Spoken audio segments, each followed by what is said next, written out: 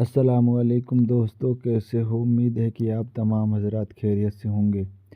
دوستو، حضرت جی مولانا سعد صاحب کے بیان سننے کے لیے ہمارے چینل کو سبسکرائب کریں اور ویڈیو کو زیادہ سے زیادہ لائک اور شیئر کریں۔ الحمد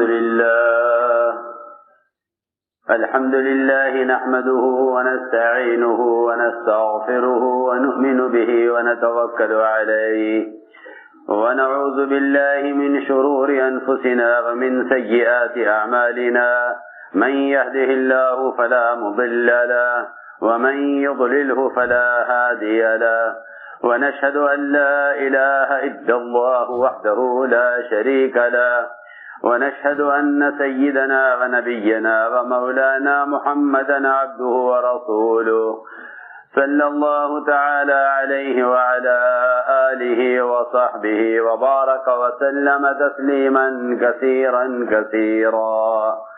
أما بعد، فأعوذ بالله من الشيطان الرجيم. بسم الله الرحمن الرحيم. ألف لام ميم، ذلك الكتاب لا ريب فيه، هدى للمتقين الذين يؤمنون بالغيب ويقيمون الصلاة ومما رزقناهم ينفقون. وقال عليه الصلاة والسلام: من قال لا إله إلا الله مخلصا دخل الجنة. قيل وما إخلاصها؟ قال أن تحجزه عن محارم الله، او كما قال علیہ الصلوۃ والسلام. میرے محترم دوستو، بزرگو، عزیزو، ایمان بالغیب اصل ہے. ایمان بالغیب اصل ہے. جس چیز کی تصدیق دیکھ کر کی جائے، جس چیز کی تصدیق دیکھ کر کی جائے، اس کو ایمان نہیں کہتے، اس کو ایمان نہیں کہتے. چاہے وہ ایمان عذاب دیکھ کر لایا جائے یا وہ ایمان جنت کو دیکھ کر لایا جائے. کفار کی کہ کفر کی دو بنیادیں تھیں. ایک بنیاد تو یہ تھی کہ وہ یہ کہتے تھے نبیوں سے کہ آپ ہمیں عذاب دکھلا دیجئے تاکہ ہم کفر کو چھوڑ دیں، ہم کفر کو چھوڑ دیں، اور آپ ہمیں جنت دکھلا دیجئے تاکہ ہم اسلام کو قبول کر لیں، اسلام کو ہم قبول کر لیں. ہمیں جہنم دکھائیے تاکہ ہم کفر کو چھوڑیں جس سے آپ ہمیں ڈرا رہے ہیں، اور ہمیں جنت دکھلائیے تاکہ ہم ایمان کو قبول کر لیں جس کا آپ ہم سے وعدہ کر رہے ہیں. یہ کفر کا مطالبہ تھا نبی کو نبی ماننے کے لیے کہ آپ جس بات کی خبر دے رہے ہیں ہمیں آپ دکھلا دیجئے، ہم دیکھ کر اس کو مان لیں گے، ہم اس کو دیکھ کر مان لیں گے. اسی کی ایک کڑی آج بھی ہے. میری بات توجہ سننی پڑے گی. اس کی ایک کڑی آج بھی ہے، اور وہ کفار میں نہیں، مسلمانوں میں ہے. ہماری بات توجہ سننی پڑے گی. وہ کفار میں نہیں بلکہ مسلمانوں میں ہے. اور وہ یہ ہے کہ یہ دین کی برکتوں کا مشاہدہ چاہتے ہیں کہ پہلے ہمیں دین کی برکتیں دکھلا دیں تو پھر ہم دین اختیار کر لیں گے، ہم دین اختیار کر لیں گے. جیسے دین پر جنت موعود ہے اور وہ غیب میں ہے، ایسے ہی دنیا میں بھی اعمال پر جو وعدے ہیں وہ غیب میں ہیں. اعمال پر جو وعدے ہیں وہ غیب میں ہیں. اس زمانے میں تو کافر یہ کہتا تھا ایمان پر جو وعدہ ہے جنت کا ہمیں دکھلا دیجئے، اور کفر پر جو وعید ہے عذاب کی ہمیں دکھلا دیجئے، ہم اس کو مان لیں گے. میں کچھ کہنا چاہتا ہوں، اس زمانے میں مسلمانوں میں اس کی ایک کڑی باقی ہے. وہ یہ ہے کہ وہ چاہتے ہیں کہ پہلے ہمیں دین کی برکتیں دکھلا دی جائیں تاکہ ہم ان برکتوں کی وجہ سے دین کو اختیار کر لیں. یہ ایک کڑی ہے، یہ ایک کڑی ہے جو آدمی کو دین پر چلنے نہیں دیتی. وہ کہتے ہیں ہمیں پہلے دین کی برکتیں دکھلاؤ. ایسا نہ ہو کہ سچ بولنے سے، حلال کمانے سے اور حق پر آنے سے ہمارا نقصان ہو جائے، اس نقصان سے ڈر کر دین اختیار نہیں کرتے. میں نے عرض کیا کہ ایمان بالغیب اصل ہے. اس زمانے میں لوگ بزرگوں سے اور مشائخ سے یہ پوچھتے ہیں کہ اگر ہم نے یہ حکم پورا کر دیا تو ہمیں کچھ ملے گا یا نہیں ملے گا. حضور اکرم صلی اللہ علیہ وسلم سے کفار پوچھا کرتے تھے کہ اے محمد صلی اللہ علیہ وسلم آپ یہ بتائیے اگر ہم نے آپ کا دین اختیار کر لیا تو ہمیں اس سے کیا ملے گا, کیا ملے گا. وہ پوچھتے تھے اگر ہم نے آپ کی بات مان لی ہمیں کیا ملے گا. تو آپ کفار سے کہتے تھے کہ تمہیں جنت ملے گی, تمہیں جنت ملے گی. حضور اکرم صلی اللہ علیہ وسلم نے اسلام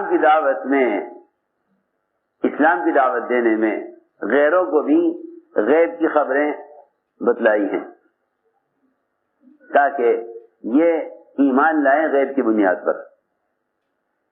لیکن میں ایک بات نے عرض کی ہے, اس زمانے میں مسلمان بھی یہ چاہتا ہے کہ پہلے دین کی برکتیں ظاہر ہو جائیں پھر دین اختیار کر لیں. چنانچہ کفار اس بات کا مطالبہ کرتے تھے, حضور اکرم صلی اللہ علیہ وسلم سے کہ اے محمد صلی اللہ علیہ وسلم جب آپ کا تعلق اپنے رب سے ایسا ہے اور آپ کا کہنا یہ ہے کہ آپ کے رب نے آپ کو نبی بنا کر بھیجا ہے,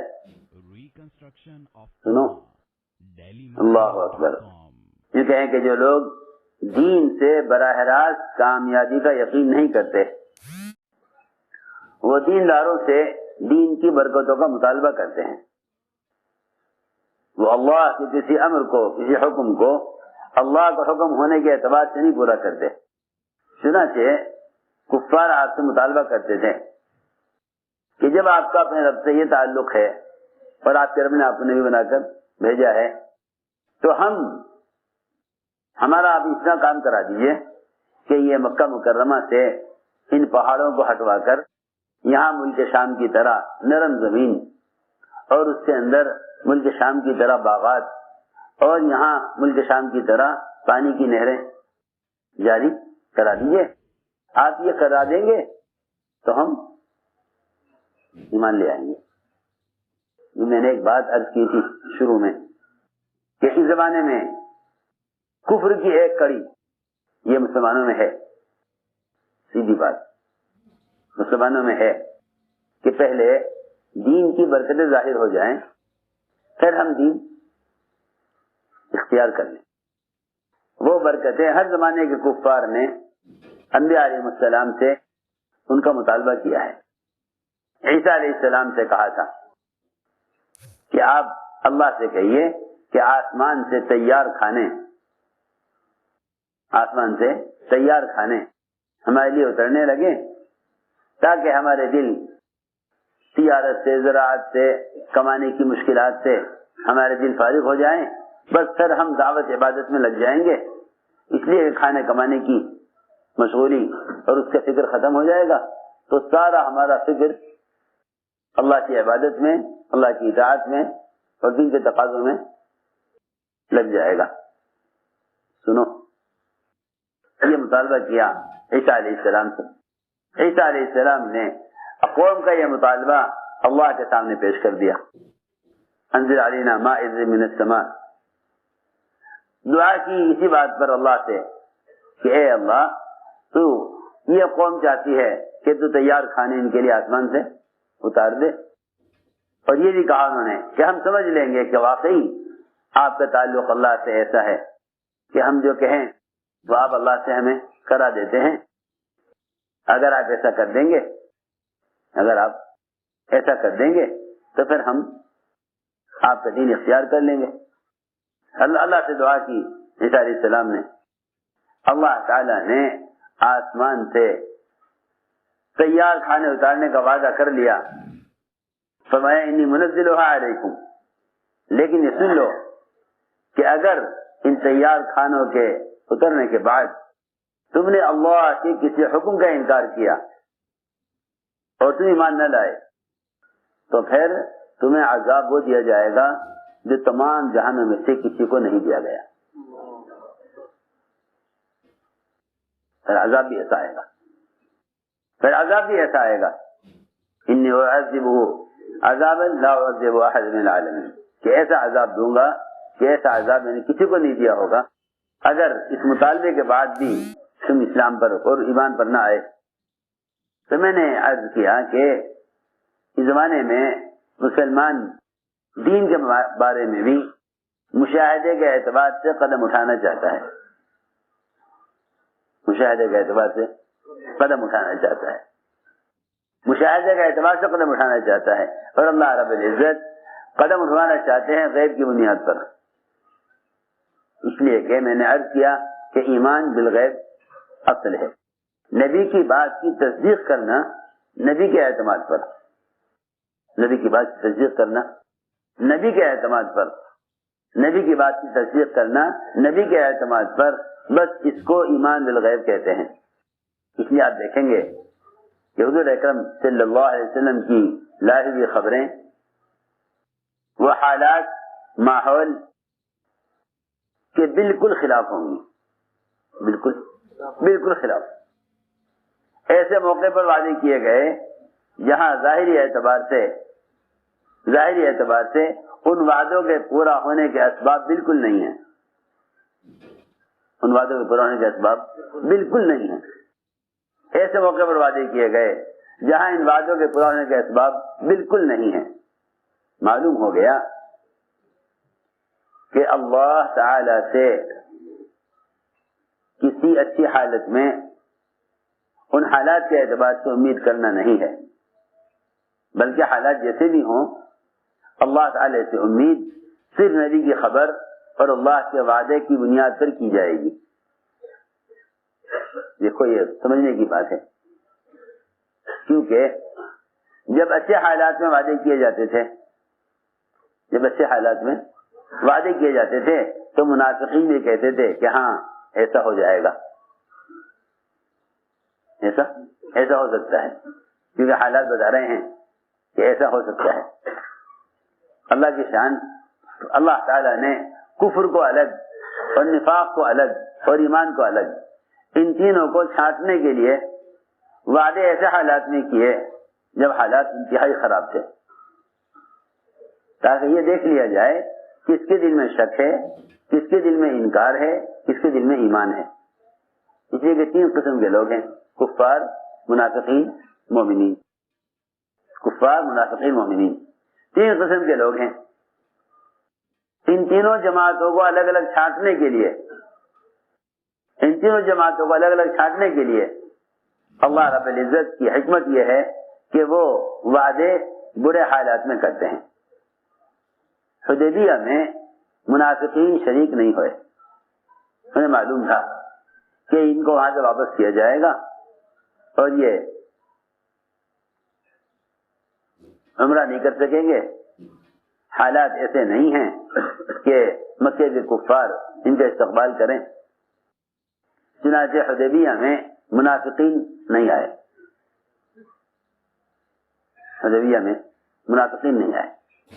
صرف اس خیال سے کہ اس وقت کے حالات ان کے ساتھ چلنے کے نہیں ہیں. سنو میری بات توجہ سے. آدمی سوچ کر پیچھے رہ جاتا ہے کہ یہ موقع ان کا ساتھ دینے کا نہیں ہے، اس لیے کہ انہیں کوئی پوچھنے والا نہیں ہے. حالات حدیبیہ کے ایسے نہیں ہیں کہ ہم ان کے ساتھ عمرہ کے لیے جائیں تو عمرہ ہم بھی کر سکیں، شاید یہ بھی نہیں کر سکیں گے. اس خیال سے منافقین رہ گئے. سنو توجہ سے بات. اللہ کی شان، جن کو عمرے سے روک دیا گیا اللہ تعالی نے انہی کو فتح کی خوشخبری سنائی. جو حدیبیہ میں نہیں تھے وہ فتح مکہ میں بھی نہیں تھے.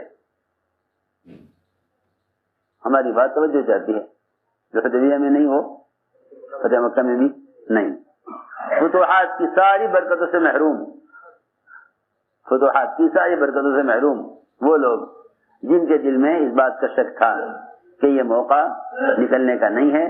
حدیبیہ میں ان کو عمرہ نہیں کیا جائے، عمرے کی اجازت نہیں ملے گی، انہیں واپس کیا جائے گا، حالات عمرہ کرنے کے نہیں ہیں، لہذا ان کا ساتھ مت دو۔ اس وقت ان حالات میں جہاں کوئی بھی شکل غلبہ پانے کی یا فتح کی کوئی شکل نہیں ہے، سارے مطالبات مشرکین کے پورے کیے جا رہے ہیں، اور حضور اکرم صلی اللہ علیہ وسلم آپ کے صحابہ کا ایک مطالبہ بھی مشرکین نے پورا نہیں کیا۔ رسول اللہ بھی لکھنے پر تیار نہیں کہ اس کو مٹائیے، اس کو مٹائیے، ہم آپ کو رسول نہیں مانتے، لکھیے محمد ابن عبداللہ، رسول اللہ نہیں لکھنے دیں گے۔ میری بات توجہ سے سننا، ایک بھی شکل، ایک بھی چیز ایسی نہیں ہے جس سے امید کی جا سکے کہ ہاں کفار ہماری بات مان لیں گے۔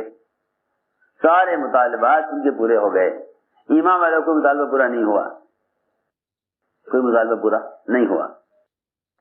منافقین کے چھٹنے کی وجہ صرف یہ ہوتی ہے، منافقین کے چھٹنے کی وجہ صرف یہ ہوتی ہے کہ اللہ تعالی انہیں چھانٹنے کے لیے اور ان کو ایمان والوں سے الگ کرنے کے لیے اللہ رب العزت ایسے موقعوں پر ایسے وعدے کرتے ہیں جو ظاہر کے اعتبار سے بالکل ناممکن ہوتے ہیں۔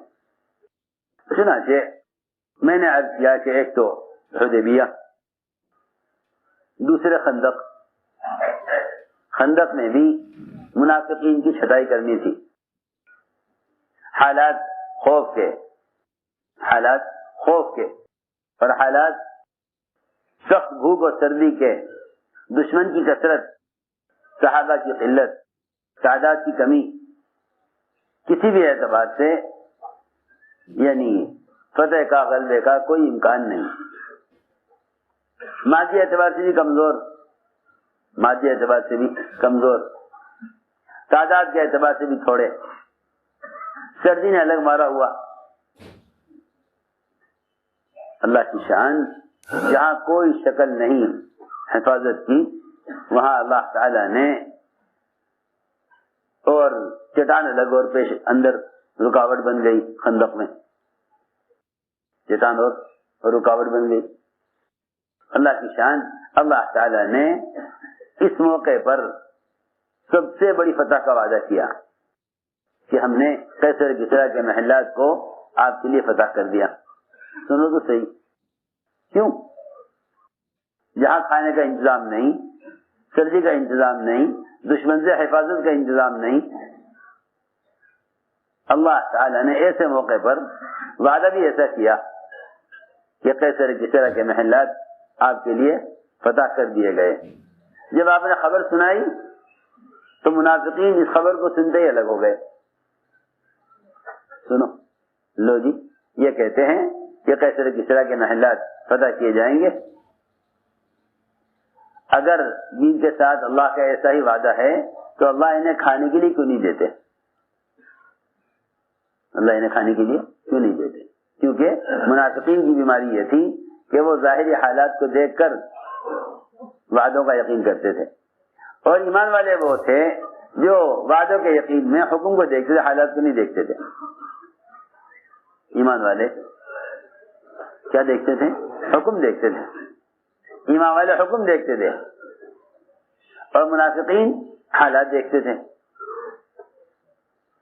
منافقین اس زمانے میں سارے مسلمان اس شک میں پڑے ہوئے ہیں کہ جب کوئی حکم آتا ہے تو وہ دیکھتے ہیں کہ حکام کا کیا رخ ہے، حکام کے کیا رخ ہے۔ میں کچھ کہنا چاہتا ہوں، اس زمانے میں مسلمان اللہ کے کسی حکم کو اور نبی کی کسی سنت کو یہ سوچ کر چھوڑ دیتے ہیں کہ اس زمانے میں اس پر عمل ہونا مشکل ہے، اس لیے کہ حکام اس عمل کے موافق نہیں ہوں گے۔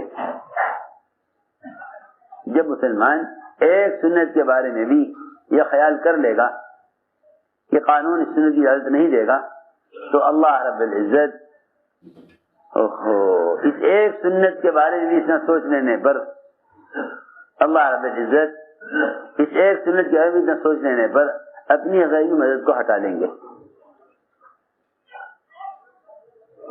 ایک سنت کے بارے میں اگر مسلمان نے سوچ لیا کہ زمانے میں اس پر عمل نہیں ہو سکتا. اتنا سوچنے پر ہی اللہ تعالیٰ کی مدد اور نصرت ہٹ جائے گی. میں نے عرض کیا کہ ایمان بالغیب اصل ہے کہ نبی کی بات کی تصدیق کرو ظاہر کے خلاف. نبی کی بات کی تصدیق کرو ظاہر کے خلاف.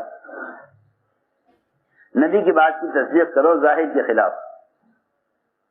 اللہ رب العزت اپنی نبی کی زبان پر ایسی باتیں جاری کرتے ہیں جس سے کفار کا انکار بڑھتا ہے, منافقین کا شک بڑھتا ہے اور ایمان والوں کا یقین بڑھتا ہے. تینوں چیزوں میں زیادتی ہوتی ہے غیب کی خبروں سے. اگر نبی کی خبر ظاہر کے مطابق ہو تاکہ لوگ مان لیں, تاکہ لوگ مان لیں. دیکھو یہ بات لوگ سمجھتے ہیں کہ ایسی بات کہنی چاہیے جسے لوگ تسلیم کر لیں, جسے لوگ مان لیں. حالانکہ حضور اکرم صلی اللہ علیہ وسلم نے ہمیشہ ایسی بات کی خبر دی کہ جس میں ایمان والوں کا امتحان تھا اور کفار کا انکار تھا اور منافقین کے شک کا بڑھنا تھا.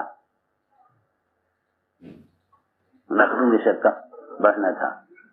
تو ایمان والوں کے ایمان میں زیادتی ہوئی, ایمان والوں کے ایمان میں زیادتی ہوئی, منافقین کے شک میں زیادتی ہوئی اور کفار کے انکار میں. سفر معراج جو ظاہر کے بالکل خلاف ہے کہ 1 مہینے کا سفر زمین کا اور وہاں سے پھر بیت المقدس سے آسمانوں کا سفر, یہ لامحدود سفر ہے. یہ پورا سفر رات کے کسی ایک حصے میں ہو گیا, رات کے کسی ایک حصے میں ہو گیا. اور اتنا جلدی ہوا, اتنا کم وقت میں ہو گیا کہ آپ کے بستر کی گرمائی ابھی ختم نہیں ہوئی تھی کہ آپ سفر سے واپس آ گئے. سوچو اس کی خبر, ایسی ناممکن چیز, اس کی خبر کس کو دی جائے, اس کی خبر کس کو دی جائے کہ بھائی اس کی خبر تم کو دینی چاہیے جو آپ کی بات کی تصدیق کرنے والے ہیں. نہیں, ابوبکر صدیق رضی اللہ تعالیٰ عنہ کو یہ خبر بعد میں پہنچی, ابو جہل کو پہلے پہنچی. آپ بیٹھے ہوئے تھے, ابو جہل کا گزر ہوا, پوچھا اے محمد چلو کیا سوچ رہے ہیں؟ آپ نے فرمایا رات تو میرا سفر یہاں سے بیت المقدس کا اور وہاں سے پھر آسمانوں کا سفر ہوا. کہ اچھا رات رات واپس بھی ہو گئے؟ کہ جی ہاں. کس کو بتایا پہلے؟ سب سے زیادہ آپ کو جھٹلانے والا, اس کو پہلے بتایا, اس کو پہلے بتایا. لوگ جوڑے ہوئے گئے, جا کر کہا کہ اے ابو بکر کیا تمہیں معلوم ہے تمہارا ساتھی کیا کہہ رہا؟ کیا کہہ رہے ہیں کہ وہ یوں کہتے ہیں کہ رات آسمانوں کا سفر ہوا اور بیت المقدس کا سفر یہاں سے 1 مہینے کی مسافت کا وہ بھی ہوا رات کی کسی ایک حصے میں. ابوبکر صدیق سنتے ہی کہا کہ انہوں نے کہا بالکل سچ کہا ہے, ہم اس بات کا یقین رکھتے ہیں, ہم اس بات کا یقین رکھتے ہیں, انہوں نے جو کہا سچ کہا ہے. تم تصدیق کرتے ہو کہ جی ہاں. ابوبکر رضی اللہ تعالی نے تصدیق کی اور کفار نے انکار کیا. منافقین کا شک و تردد اور بڑھ گیا, کیونکہ اللہ رب العزت غیب کی خبریں اور احکام لاتے ہی اس لیے ہیں تاکہ ایمان والوں کو منافقین سے چھانٹ کر الگ کر دیں. ایسے احکام لاتے ہیں, ایسے احکام بھی لاتے ہیں. جب تحویل قبلہ ہوئی, جب تحویل قبلہ ہوئی, بیت المقدس سے قبلہ پلٹ پھر کر بیت اللہ کی طرف آیا, تو وہ لوگ جو آپ پر ایمان لا چکے تھے وہ مرتد ہو گئے, وہ بھی مرتد ہو گئے, مرتد ہو گئے. وہ کہنے لگے کہ یہ یہاں سے قبلہ کیوں بدلا گیا ہے, قبلہ یہاں سے کیوں بدلا گیا؟ اللہ نے فرمایا کہ ہم نے بدلہ ہی اس لیے ہے تاکہ ہم جان لیں کہ کون نبی کی اطاعت کرتا ہے اور کون نبی کے حکم سے رخ پھیر لیتا ہے. اس لیے بات عرض کرنا چاہتا تھا کہ ایمان بالغیب اس پر بھی ہے کہ نبی کی خبر پر یقین کرو، اور ایمان اس میں بھی ہے کہ نبی کے حکم کو پورا کرو. اگر تم یوں کہتے ہو کہ ایسا کیوں ہوا، رخ ان کا کیوں بدل دیا گیا، رخ ان کا کیوں بدل دیا گیا، تو قرآن نے کہا کہ ایسے لوگ بے عقل اور احمق ہیں جو نبی کے کسی حکم پر یہ کہیں کہ ایسا کیوں کیا گیا. قرآن نے ان کو سفہا کہا ہے. اچانک حکم آ گیا، اچانک حکم آیا ظہر کی نماز میں کہ رخ پھیر لیجیے بیت المقدس سے بیت اللہ کی طرف.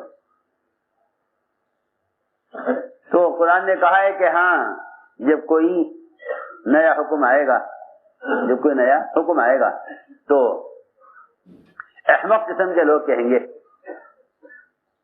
ما ولاہم عن قبلتہم الذی کانوا علیہا، کہ انہیں ان کے قبلے سے کس چیز نے پھیر دیا. تو اللہ نے قرآن میں ان کو احمق کہا ہے. علماء نے لکھا ہے یہ سفہا سے 3 قسم کے لوگ مراد ہیں. سفہا سے 3 قسم کے لوگ مراد ہیں. ایک یہود، دوسرے کفار، اور تیسرے منافقین. یہود، کفار، منافقین. سنو بات بہت توجہ سے. یہود، کفار اور منافقین، یہ تینوں قسم کے لوگ مراد ہیں ان سفہا سے جو کسی اگلے حکم کے آنے پر یہ کہیں کہ اس کی کیا ضرورت تھی، جس طرح معمول چل رہا تھا وہی رہنا چاہیے تھا، اس معمول کو کیوں بدلا، معمول کو کیوں بدلا، معمول کو کیوں بدلا، وہی رہنا چاہیے تھا جو تھا. اس کے بدلنے کی کیا وجہ ہے؟ اللہ تعالیٰ وجہ خود بیان کر رہے ہیں کہ ہم نے تمہارا رخ بیت المقدس سے پھیرا اس لیے بیت اللہ کی طرف تاکہ ہم یہ دیکھیں کہ تم میں سے نبی پر کون ایمان لایا، کون ایمان نہیں لایا. چنانچہ اس موقع پر بعض لوگ اسلام سے مرتد ہو گئے کہ نہیں بھائی ہم تو پہلے قبلے پر ہیں، جو پہلے کر رہے تھے وہی کریں گے. اللہ اکبر. اللہ تعالی ایمان والوں کے امتحان کے لیے، منافقین کے نفاق کو بڑھانے کے لیے اور کفار کے انکار کو بڑھانے کے لیے، کیونکہ اگر ان میں سے تینوں کی کیفیت میں اضافہ نہ ہو تو پھر یہ آپس میں مل جل کر ایسے رہیں گے کہ پتہ ہی نہیں چلے گا کہ کون ایمان والا ہے اور کون منافق ہے. سنو تو صحیح، جب تک غیب کے تذکرے نہ ہوں، جب تک غیب کے تذکرے نہ ہوں، نفاق اور ایمان کیسے چھٹ کر الگ ہو سکتا ہے؟ ایمان اور نفاق کی چھٹائی تو جب ہوگی جب غیب کے تذکرے ہوں. غیب کے تذکرے نہ ہوں تو ایمان اور نفاق کیسے چھٹے گا؟ جب غیب کے تذکرے نہ ہوں ایمان نفاق کیسے چھٹے گا؟ اور جب تک اطاعت کامل نہ ہو اس وقت ایمان اور نفاق کیسے چھٹے گا؟ میں نے عرض کیا کہ جب محمد صلی اللہ علیہ وسلم کوئی غیب کی خبر سناتے تھے تو ایمان والے تو اس کو تسلیم کرتے تھے کہ جی ہم تصدیق کرتے ہیں، اور کفار اور منافقین وہ نبی سے ثبوت طلب کرتے تھے. کیا ثبوت؟ کیا آپ اس کا ثبوت پیش کیجیے. جب سفر معراج آپ کا ہوا اور آپ نے خبر کی لوگوں کو تو کفار نے یہ کہا کہ ہم آپ کی بات کو مان لیں گے، آپ کی بات کو ہم مان لیں گے، آپ اگر ظاہر بات ہے یہاں سے اگر آپ بیت المقدس گئے ہوں گے تو شام کے راستے سے گئے ہوں گے اور شام کی طرف ہمارا تجارتی قافلہ گیا ہوا ہے، اونٹوں پر سامان تجارت کا، آپ بتائیے ہمارا تجارتی قافلہ کہاں ہے؟ بہت ہم بات کہہ رہا ہوں، یہ تو ان واقعات کے لوگ فرق فارغ ہو گئے، مگر میں یہ کہنا چاہتا ہوں کہ اس زمانے میں بھی مسلمان کا مزاج یہ ہے کہ جس چیز پر عمل نہ کرنا چاہے اور اس کو قبول نہ کرنا چاہے اس کو بحث مباحثے پر اور اس کے لیے دلائل طلب کرنے پر لگ جاتا ہے کہ اس کی ہمیں دلیل دو، بالکل اس کی ہمیں دلیل دو. حالانکہ ایمان بالغیب کہتے ہی اس کو ہیں کہ اللہ کے رسول کی خبر کو بغیر دلیل کے تسلیم کرو، بغیر دلیل کے تسلیم کرو. اس لیے کہ نبی سے دلیل طلب کرنا کفر ہے، نبی سے دلیل طلب کرنا کفر ہے.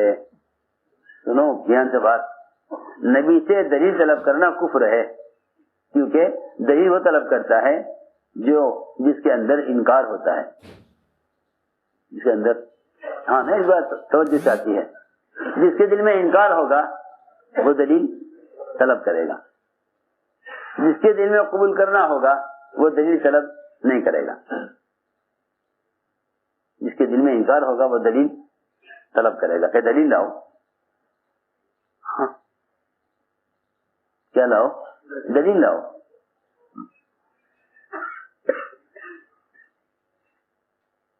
حالانکہ اللہ رب العزت نے اپنے وجود کے لیے کائنات کے جتنے نقش قائم کیے ہیں،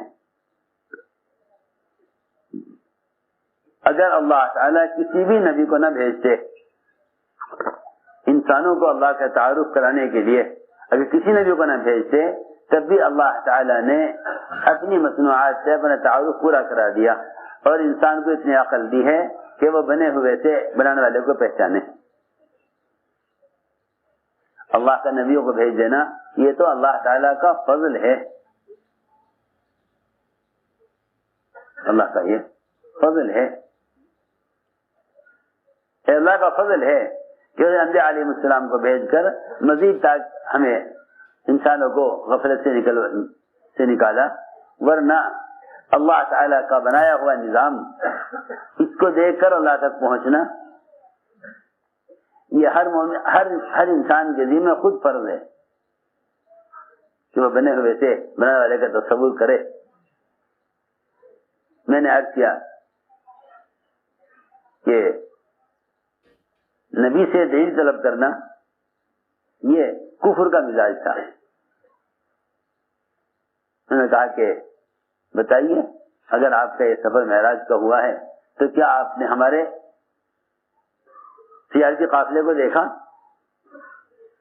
آپ صلی اللہ علیہ وسلم نے سارے اونٹوں کی تعداد اور اونٹوں کا رنگ، کس اونٹ پر کیا سامان ہے، اس کی پوری تفصیل بیان کر دی،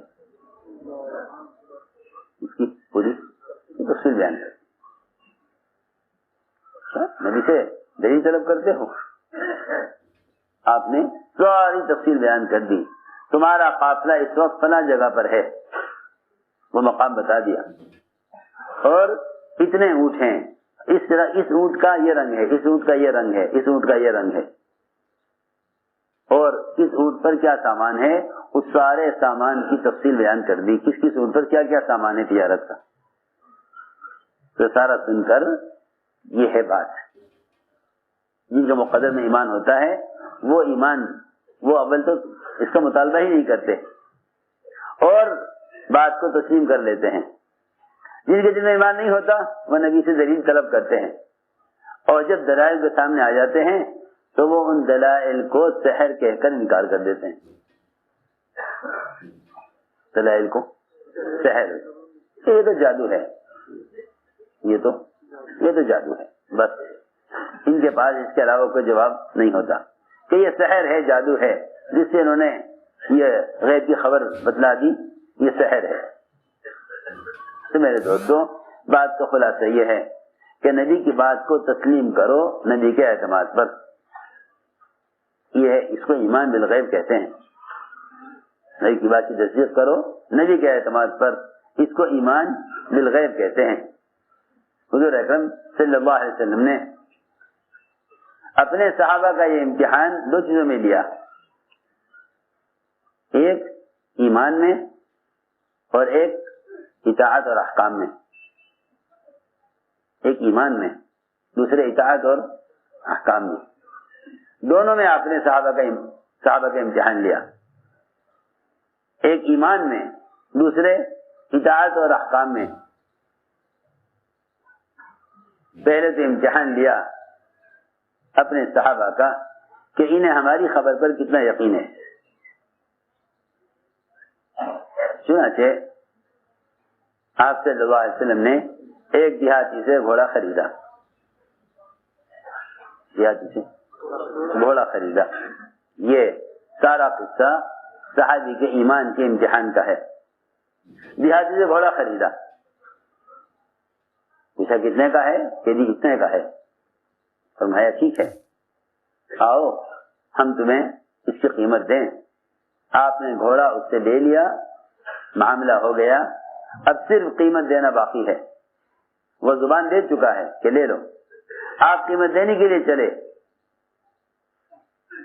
درمیان میں لوگ ملے، چلو اس سے کہا گھوڑے والے سے گھوڑا بیچو گے؟ اس نے کہا بیچیں گے، یہ نہ کہا کہ بک چکا۔ کتنے کا ہے؟ اس نے قیمت بڑھا کر بتلائی۔ جب اسے گاہک مل گئے زیادہ قیمت کے تو اس نے آواز دے کر کہا کہ اے محمد صلی اللہ علیہ وسلم، آپ گھوڑا خریدیں گے ان کو بیچ دوں؟ کیا خریدو گے؟ میں تو لے چکا، میرا آپ کا معاملہ ہو چکا۔ اس نے کہا واللہ ما بعتکہ، میں نے آپ کو نہیں بیچا، قسم کھا کر کہا میں نے آپ کو نہیں بیچا۔ فرمایا نہیں، ہمارا معاملہ ہو چکا ہے۔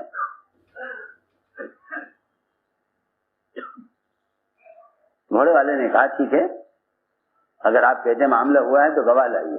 یہ دیکھو، نبی سے گواہ کا طلب کرنا، یہ نبی کی نبوت کا انکار کرنا ہے۔ نبی سے گواہ طلب کرنے کا مطلب یہ ہے کہ آپ ان کو سچا نہیں مانتے۔ گواہ لائیے، گواہ کوئی تھا نہیں، معاملہ دو کے درمیان۔ دیہاتی کو یہ اندازہ تھا کہ گواہ کوئی لائیں گے نہیں ہے، پر میرا مطالبہ پورا نہیں ہوگا، میں کہہ رہا ہوں گواہ لاؤ، تو یہ گواہ لا نہیں سکیں گے، لہذا گھوڑا ان کو نہیں مل سکے گا، یہ گواہ لائیے۔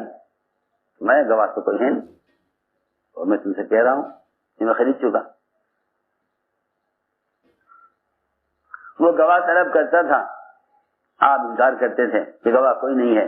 سامنے سے خزیمہ گزر رہے تھے، دیکھا اچھا نبی سے کہہ رہا گواہ لاؤ، تو میں کیوں نہ گواہی دے دوں؟ آگے بڑھ کر کہا کہ میں گواہی دیتا ہوں کہ آپ نے گھوڑا اس سے خرید لیا تھا، میں گواہی دیتا ہوں کہ آپ نے گھوڑے سے خرید لیا تھا۔ حضور اکرم صلی اللہ علیہ وسلم نے حضرت خزیمہ سے پوچھا، یہ سوال بطور انکار کے نہیں ہے، کیونکہ نبی کو خود یقین ہوتا ہے اپنی بات پر، یہ سوال بطور انکار کے نہیں ہے، بلکہ یہ سوال بطور امتحان کے ہے، سوال بطور امتحان کے ہے، یہ سوال بطور امتحان کے ہے، اور یہ سوال بطور تنبیہ کے ہے کہ خزیمہ تم نے کیسے گواہی دی بتاؤ۔ یہ سوال بطور تنبیہ کے ہے، ہم تنبیہ کر کے پوچھیں گے تم نے کیسے گواہی دی۔ دیکھنا یہ ہے کہ ہمارے پوچھنے کی وجہ سے خزیمہ اپنی بات سے پھر تو نہیں جاتے۔ ارے سنو، خزیمہ اپنی بات سے خزیمہ پھر تو نہیں جاتے، جی مجھے تو نہیں معلوم، ہے تو موقع پر تھا نہیں۔ اگر پھر جائے اپنی بات سے تو کفر ہے، اور اگر جمے رہیں نبی کے بطور تنبیہ کے پوچھنے پر بھی، یا آپ کا سوال اس انداز سے تھا تم نے کیسے گواہی دی، تم نے گواہی کیسے دی؟ دیکھیں کیا کہتے ہیں خزیمہ۔ نیا خزیمہ، جب تم موقع پر موجود نہیں تھے تم نے گواہی کیسے دی؟ کیا میں کیسے گواہی نہ دوں، میں گواہی کیسے نہ دوں؟ فرمایا تم تو موقع پر موجود نہیں تھے۔ عرض کیا کہ آپ نے جنت کی دوزخ کی خبریں ہمیں دی ہیں، ہم نے آپ کے ساتھ نہ جنت دیکھی نہ دوزخ دیکھی، آپ نے ہمیں عذاب قبر کی، آپ نے ہمیں عرش الکرسی کی، اللہ کے وجود تک کی خبریں دی ہیں۔ ہم نے ان ساری چیزوں کو یقینی مانا ہے صرف آپ کے خبر پر، آپ کے کہنے پر۔ ہم نے تو کسی سے بھی جا کر یہ نہیں پوچھا کہ جو نبی کہہ رہے ہیں ٹھیک ہے، آپ پر ایمان لانے والوں سے بھی نہیں پوچھا، آپ پر ایمان لانے والوں سے بھی نہیں پوچھا کبھی کہ جو خبر دے رہے ہیں جنت کی، دوزخ کی، یا عذاب قبر کی، یا عرش و کرسی کی، یا اللہ کے وجود کی۔ ہم تو ان تمام غیب کی خبروں کو آپ کے کہنے کی وجہ سے یقینی مانتے ہیں۔ پھر آپ ایک گھوڑے کے بارے میں کیا غلط کہیں گے؟ میں یقین سے کہتا ہوں کہ آپ نے گھوڑا خرید لیا تھا، فرمایا آج سے خزیمہ کی گواہی 2 کے برابر، خزیمہ کی گواہی آج سے 2 کے برابر، کہ خزیمہ وہ تصدیق کرنے والے ہیں۔ تو میں نے عرض کیا کہ بعض مرتبہ سوال جو ہوتا ہے وہ امتحان کے لیے ہوتا ہے، سوال ہوتا ہے امتحان کے لیے، ہاں، اس لیے کہ تو ممکن نہیں ہے کہ ایمان والے کہہ دے ہاں ایمان لے آئے اور ان کے ایمان کی آزمائش نہ ہو، ان کے ایمان کی آزمائش یہ تو ہو ہی نہیں سکتا۔ اللہ تعالیٰ ایمان کو 2 چیزوں میں آزماتے ہیں، ایمان کو اللہ تعالیٰ 2 چیزوں میں آزماتے ہیں، ایک نبی کی لائی ہوئی خبروں میں اور ایک نبی کے دیے ہوئے حکم میں۔ 2 چیزوں میں ایمان کی آزمائش ہوگی، 2 چیزوں میں ایمان کی آزمائش 2 چیزوں میں ہوگی، ایک احکام میں، دوسرے خبروں میں، ایک احکام میں، دوسرے خبروں میں۔ نبی کی لائی ہوئی خبر اور ہماری نظر، ان دونوں کا مقابلہ ہوگا، ان دونوں کا مقابلہ ہوگا۔ اگر یقین خبر پر ہے اور نظر پہ جھٹلا دے تو اللہ رب العزت اس کے نبی کی خبر کے مطابق اس کے ساتھ معاملہ کریں گے، اور اگر اس کی نظر مشاہدات پر ہے، غیب کی خبروں پر نظر نہیں، یقین نہیں ہے، تو پھر اس کا معاملہ دنیا والوں کے اعتبار سے ہوگا۔ آج مسلمانوں کے ساتھ جتنا معاملہ دنیا میں بے اعتبار کفار کے ہو رہا ہے، اس کی صرف وجہ یہ ہے کہ مسلمان کی نظر مشاہدات پر ہے، غیب پر نظر نہیں ہے۔ جتنے نقصانات ہو رہے ہیں مسلمانوں کے، اس سارے نقصان کی اصل وجہ یہ ہے کہ نظر ظاہر پر ہے، کیونکہ یہ حقیقت ہے کہ جو نظر غیب پر رکھے گا وہ جو نظر غیب پر رکھے گا وہ ظاہر کا انکار کرے گا، اور جو نظر ظاہر پر رکھے گا وہ غیب کا انکار کر دے گا، وہ غیب کا انکار کر دے گا۔ خبر کا نظر کا مقابلہ ہوگا، خبر نظر کا مقابلہ ہوگا۔ ادھر خبر یہ ہے کہ جو صبح یہ دعا پڑھ لے اس پہ شام تک کوئی مصیبت نہیں آئے گی، ادھر نظر یہ کہہ رہی ہے کہ ابو درداء آپ کا مکان جل رہا ہے، کہ نہیں، تمہاری نظر نے غلط دیکھا، اگر میں تمہاری نظر کی تکذیب کروں تو مکان جل کر بھی نہیں جلے گا، آگ لگے گی اس میں لیکن جلے گا نہیں۔ سنو تو بات، آگ لگ جائے گی مگر جلے گا نہیں۔ نقصان کا تعلق آگ لگنے سے نہیں ہے، نقصان کا تعلق تو تمہاری نظر کے یقین کرنے سے ہے۔ اگر میں خبر پر یقین رکھوں تو آگ لگنے کے باوجود بھی مکان جلے گا نہیں۔ کیوں؟ اس لیے کہ سب سے بڑی طاقت اللہ کے ساتھ گمان ٹھیک کرنا ہے۔ فرماتے ہیں اگر چارویں نہیں جا کر یہ کہتی کہ ابو درداء کا مکان جل رہا ہے تو ابو درداء یہ کہتے کہ نہیں، اللہ میرے ساتھ ایسا نہیں کریں گے، بس اللہ تعالیٰ اس کے منتظر ہیں کہ میرا بندہ میرے ساتھ گمان ٹھیک کر لے،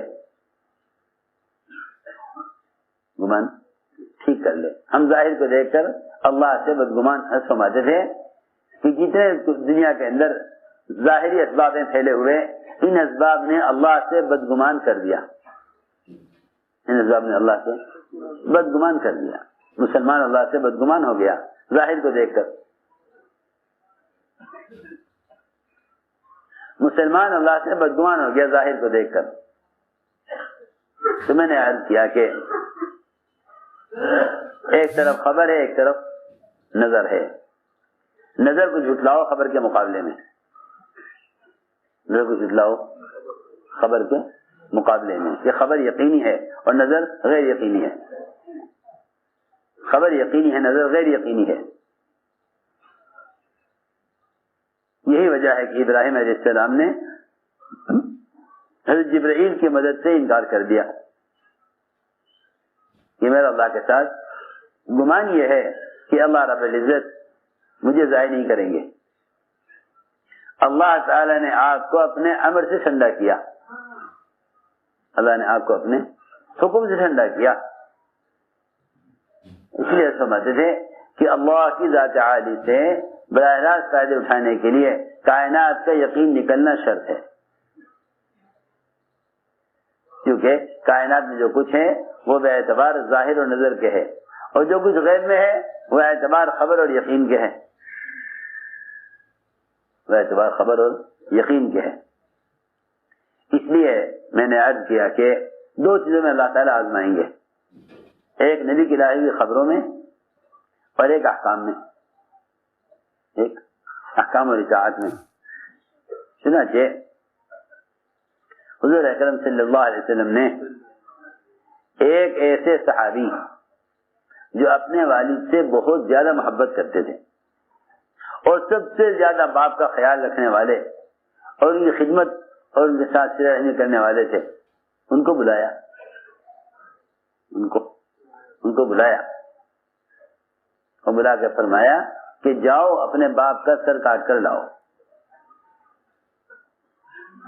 جاؤ اپنے باپ کا سر کاٹ کر لاؤ. روایت میں ہے یہ صحابی دوڑے، فوراً ایک سیکنڈ کے لیے نہیں ٹھہرے اور آپ کی طرف اس خیال سے آپ کی طرف دیکھا بھی نہیں کہ نظروں سے ایسا ظاہر ہوتا کہ شاید پوچھنا چاہتے ہیں کہ باپ سے کیا غلطی ہو گئی. بالکل نہیں، فوراً دوڑے. میں کہاں جا رہے ہو؟ عرض کیا کہ آپ کا حکم ہے، میں تو نہیں پوچھوں گا آپ سے کہ باپ سے غلطی کیا ہوئی. میں آپ سے یہ پوچھوں کہ آپ یہ کام کیوں کر رہے ہیں؟ دیکھو میری بات یاد رکھنا، نبی کے حکم کے بارے میں یہ پوچھنا، یہ سوچنا کہ یہ حکم کیوں ہے، بس اتنا سوال انکار کے لیے کافی ہے. اتنا سوال انکار کے لیے کافی ہے. اللہ تعالیٰ نے پچھلی قوموں کو جو ہلاک کیا ہے وہ اسی لیے ہلاک کیا ہے کہ انہوں نے اللہ کے احکام کے بارے میں سوال کیا کہ اللہ اس کا حکم کیوں دے رہے ہیں. کیونکہ جو آدمی کسی بھی اللہ کے رسول کے کسی حکم کے بارے میں اس حکم کی وجہ اور علت معلوم کرنا چاہتا ہے نا، وہ لوگ ہوتے ہیں جو عمل کرنا نہیں چاہتے. اللہ نے حکم دیا بنی اسرائیل کو گائے ذبح کر دو. انہوں نے پہلے تو یہ کہا کہ اللہ کو کیا ضرورت پیش آئی کہ وہ گائے ذبح کرائیں. اللہ کو اس کی کیا ضرورت پیش آئی؟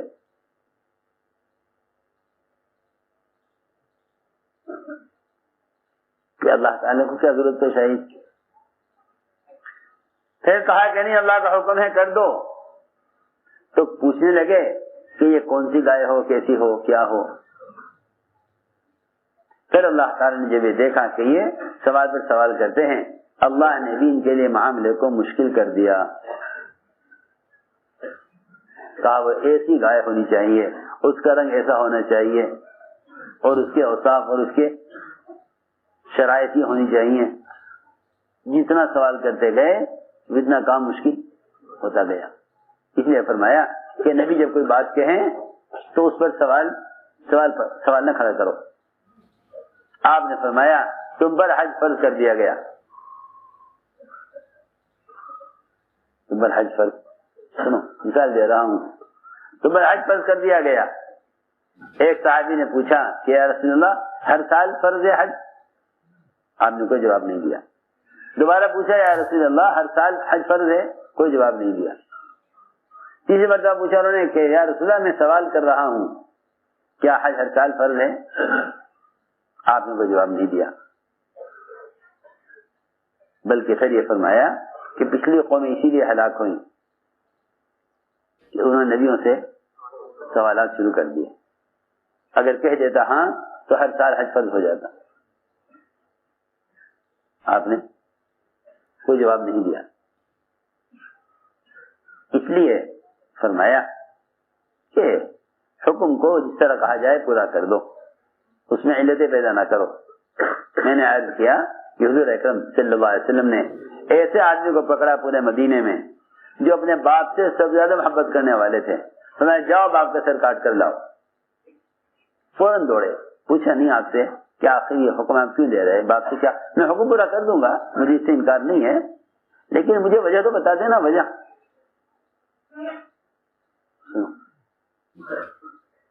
اگر نبی باپ کو قتل کرنے کا حکم دے رہے اس میں وجہ نہیں معلوم کر سکتے تو پھر جتنی سنت عادات ہیں کھانے کی, پینے کی, استنجے اور ضروریات زندگی کی, اس میں کسی سنت کے بارے میں یہ سوال کرنا بھی اسی طرح غلط ہے. جس طرح باپ کے سر کاٹنے کے بارے میں سوال نہیں کر سکتے, اس طرح کسی سنت کے بارے میں نہیں پوچھ سکتے کہ اس سنت کی کیا ضرورت ہے. اس لیے کہ مسلمان اگر اس پر پوچھنے پر آ گیا اور سنت کی حکمتیں اور سنت کی علتیں اور سنت کے فائدے معلوم کرنے پر آ گیا تو پھر یہ ان سنتوں کو چھوڑ دے گا جن کے فوائد جس کو معلوم نہ ہوں گے, یا جس سنت پر عمل کرنے سے کوئی ظاہری فائدہ نظر نہ آئے گا, اس کو چھوڑ دے گا. سنو, فرمایا کہ عرض کیا کہ آپ کا حکم ہے اس لیے جا رہا ہوں باپ کو قتل کرنے کے لیے. فرمایا نہیں, آؤ, ہمیں تو بتوں کو توڑنے کے لیے, رشتوں کو جوڑنے کے لیے بھیجا گیا ہے. بتوں کو توڑنے کے لیے, رشتوں کو جوڑنے کے لیے بھیجا گیا ہے. ہم تو دیکھنا چاہتے تھے کہ محبت ہم سے زیادہ ہے یا باپ سے زیادہ ہے. ہم دیکھنا چاہتے تھے محبت زیادہ ہے یا باپ سے زیادہ ہے. کہیں اللہ رب العزت نبیوں کے ذریعے ان پر ایمان لانے والوں کی اطاعت کے امتحان لے رہے, اور کہیں اللہ رب العزت براہ راست انبیاء کا امتحان لے رہے. ابراہیم علیہ السلام کو حکم دیا بیٹے کو ذبح کرو, ٹھیک ہے حکم ہے, کہیں نہیں ملے گا کہ کیوں ذبح کروں, اس سے بچے سے کیا غلطی ہوئی, بچے سے کیا غلطی ہوئی, حالانکہ معصوم بچہ, کہ اس کو ذبح کرو, کیا حکم ہے کریں گے. عجیب بات ہے, ابراہیم علیہ السلام نے بچے سے بھی یہ نہیں کہا کہ بھئی اللہ کا حکم ہے ذبح ہو جاؤ, اے بھائی دھیان سے سنو, بس ہاں جا کے لیٹ جاؤ. بچے سے یہ نہیں کہا کہ اللہ کا حکم ہے سنو, اور بچے سے یہ بھی نہیں کہا کہ میرا حکم ہے, بلکہ بچے سے یہ کہا کہ بیٹے تم اپنے معاملے میں خود غور کرو, اپنے معاملے میں خود غور کرو. یہ ہے قرآن کی بات. کہ ایک بچے سے یہ نہیں کہا کہ میں آپ کا باپ ہوں, میرا حکم ہے ذبح ہو جاؤ. بچے سے یہ نہیں کہا کہ میں تمہارا باپ ہوں, حکم دے رہا ہوں تم ذبح ہو جاؤ, نہیں, بلکہ اللہ کا حکم ہے اور تم اپنے معاملے میں خود غور کرو. تم میرے کہنے کی وجہ سے ذبح مت ہونا, بلکہ اللہ کے امر کی وجہ سے ذبح ہو جاؤ. اللہ کے امر کی وجہ سے ابراہیم علیہ السلام نے بیٹے سے یہ کہا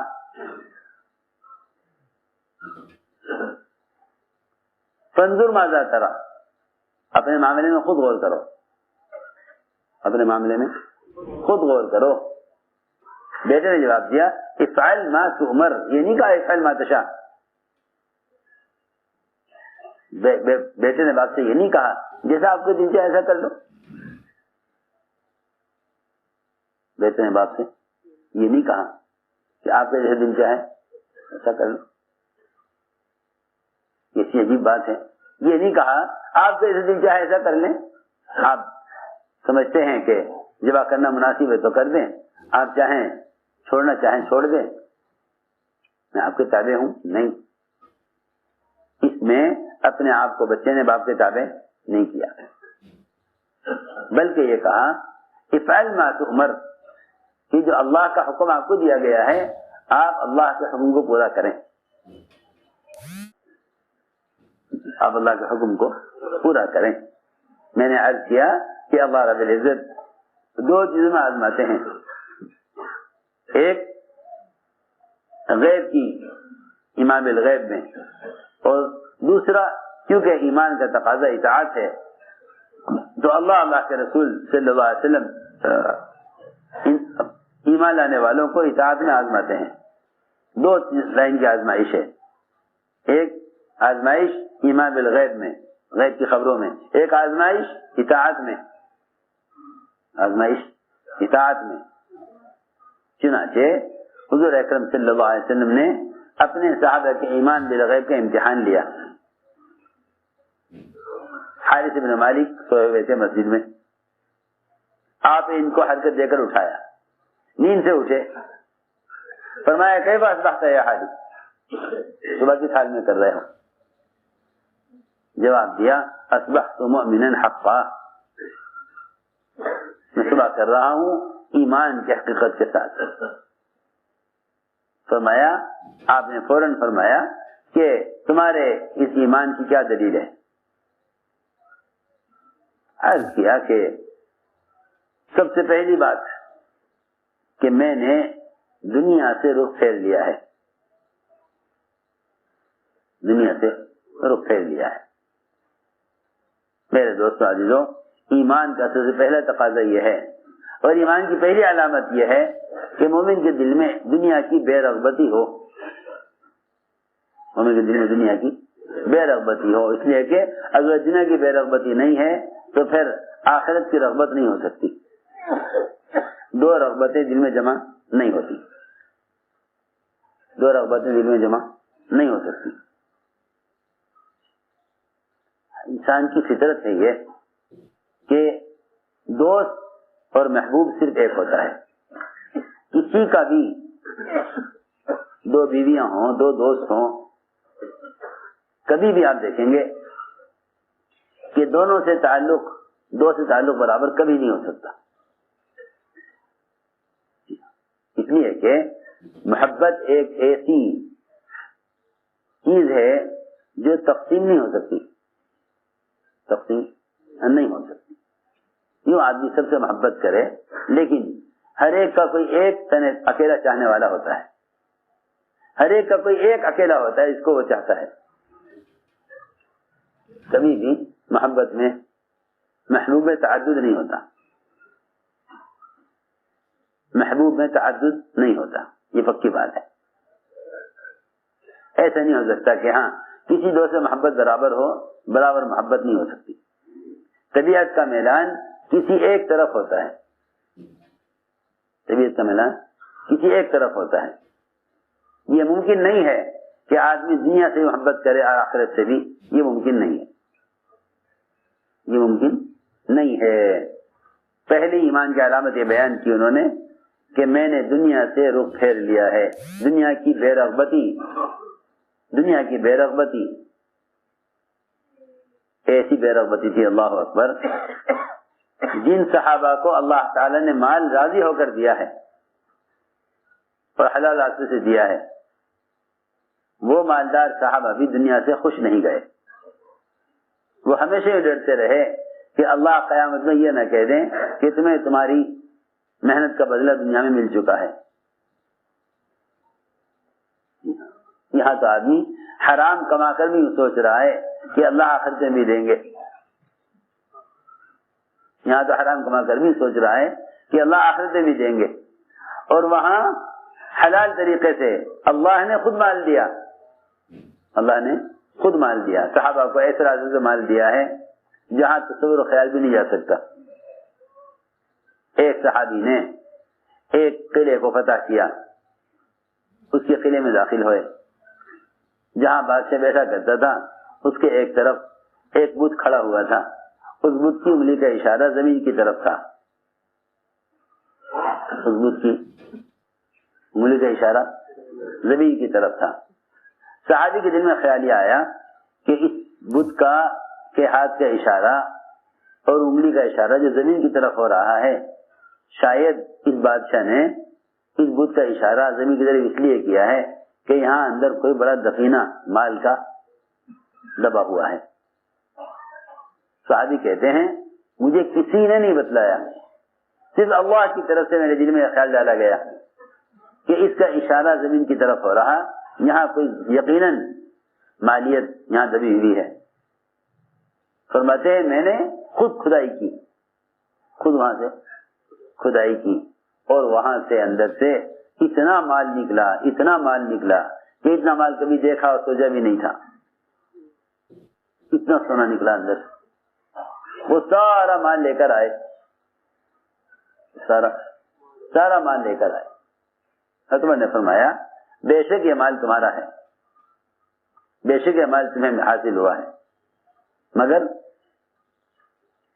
یہ کہا کہ اللہ رب العزت نے جس اجتماعی کام کی وجہ سے تمہیں یہ مال دیا ہے، یہ مال اجتماعی بیت المال میں جمع کرا دو۔ دنیا سے بے رغبتی اس لیے سکھلائی گئی تھی تاکہ ایثار ہو، خیانت نہ ہو، ایثار ہو، خیانت نہ ہو۔ مال کی بے رغبتی پیدا کی گئی تاکہ ایثار و خیانت نہ ہو، مال کی بے رغبتی پیدا کی گئی تاکہ ایثار ہو، خیانت نہ ہو۔ جتنی خیانتیں ہیں دنیا میں اور جتنی حقوق کی پامالی ہے اور جتنا دوسرے کا مال آدمی حرام راستے سے غصب کرتا ہے یا چراتا ہے، اس کی صرف وجہ دنیا کی محبت ہے، صرف وجہ دنیا کی محبت ہے۔ ساری خیانتیں صرف اس لیے ہیں کہ دنیا سے محبت ہے۔ اس لیے فرمایا حب الدنیا رأس کل خطیئہ، کہ دنیا کی محبت ہر چھوٹے بڑے گناہ کی جڑ اور سبب ہے۔ جتنے بھی آدمی صغائر کبائر کرے گا معاملات میں یا معاشرے میں، وہ صرف دنیا کی محبت کی وجہ سے کرے گا۔ پہلی صفت یہ بیان کی گئی ایمان کی کہ مومن کے دل میں اگر ایمان آ گیا تو اس کے دل میں سب سے پہلے دنیا کی بے رغبتی پیدا ہوگی۔ جنت، دوزخ، قبر، حشر سب کا تذکرہ بعد میں۔ جی ہاں، یہ حاصل مالک رضی اللہ تعالیٰ نے جو ایمان کی علامت بیان کی، اس میں پہلی علامت یہ بیان کی کہ دنیا سے میں نے رخ پھیر لیا، دنیا کی بے رغبتی پیدا ہو گئی۔ ایسا مزاج بنایا تھا معاذ بن جبل رضی اللہ تعالی عنہ، وہ سخت محتاج ہو گئے، سخت محتاج ہو گئے۔ حضور اکرم صلی اللہ علیہ وسلم نے ان کو اپنے پاس سے مال دیا اور فرمایا لو معاذ، یہ مال لو زکات کا، اور تم سخت محتاج ہو گئے ہو، لو یہ مال لو اور اسے تم تجارت کرو، اسے تم تجارت کرو۔ وہ مال معاذ بن جبل رضی اللہ تعالیٰ نے لیا انہوں نے، اور تجارت کے لیے یمن گئے۔ یمن جا کر اس مال سے تجارت کی۔ وہ مال اتنا بڑھ گیا، اتنا بڑھ گیا، اور خوب مالدار ہو گئے۔ سنو کیسے لوگ تھے، جب خوب مالدار ہو گئے تو مدینے واپس آئے، مال بھی خوب، غلام بھی خوب، خوب آمدنی ہوئی۔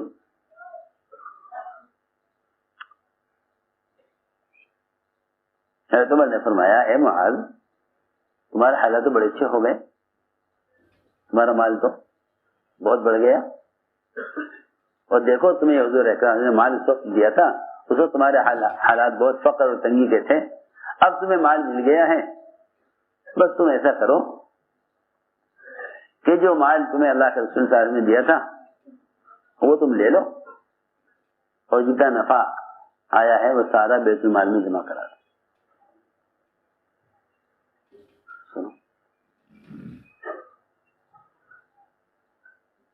حالات ٹھیک ہو گئے تو مال بیت المال میں جمع کرا. مال نے کیوں میں کیوں دوں بیت المال میں؟ یہ تو میرا مال ہے اور میں نے خود کمایا اپنی کوشش سے, اور مجھے حضور اکرم صلی اللہ علیہ وسلم نے یہ مال دیا تھا اسی لیے کہ میں پریشان تھا. اگر میں نے کہا کہ ہاں میری تمہارے لیے یہ نصیحت ہے کہ یہ مال تم بیت المال میں جمع کرا دو. حضرت معاذ نے انکار کر دیا. حضرت معاذ نے انکار کر دیا. دن میں تو یہ بات ہوئی, دن میں یہ بات ہوئی, رات کو حضرت معاذ سوئے, حضرت معاذ رات کو سوئے, خواب میں دیکھا کہ آگ ہے بہت زبردست آگ, بہت گہری. اس آگ میں حضرت معاذ گر رہے اور حضرت عمر ان کو روک رہے. حضرت عمر نے صبح اٹھتے ہی آئے سیدھے حضرت عمر کے پاس, کہا منین رات میں نے یہ خواب دیکھا ہے, آپ کی بات میرے صحیح میں آ گئی, یہ سارا مال بیت المال میں داخل کرتا ہوں.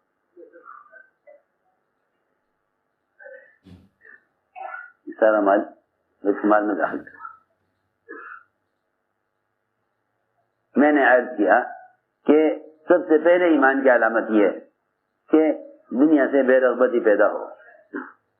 اس لیے اللہ تعالیٰ نے صحابہ کرام کو جو مال خوش ہو کر راضی ہو کر حلال راستے سے دیا تھا, وہ اس مال کو بھی لے کر دنیا جاتے ہوئے خوش نہیں تھے.